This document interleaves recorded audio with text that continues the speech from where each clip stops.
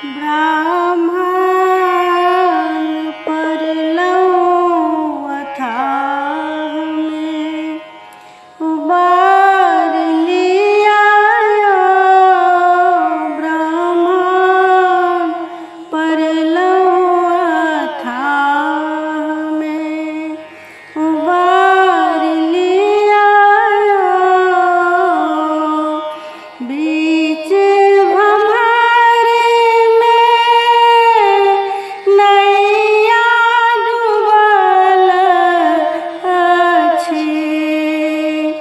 बीच भंवर में नैया डूबल अछि ब्राह्मण डूबल नैया के उबार लिया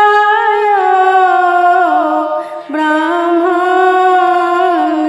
परलौ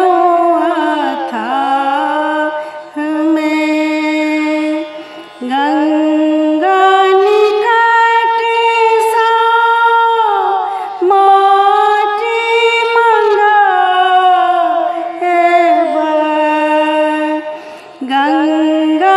निकट सा माटी मंगाएब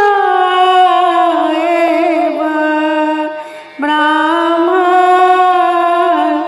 ऊँचे बनाए देवा या ब्राह्मण परलौ अथाह में माली आंगन सा मौरी मंगाएब माली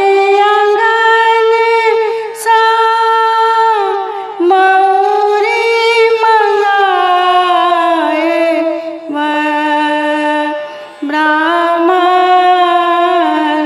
आहाल मौरी टंगाए देवयो ब्राह्मण परलौ अथाह में हलुआई दुकान सा मधुरा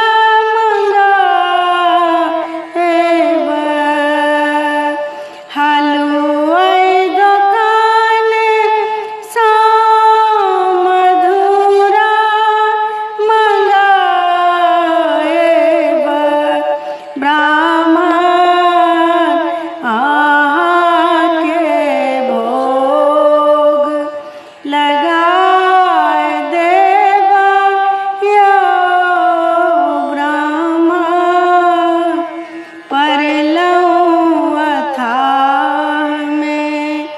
प्रेम मगन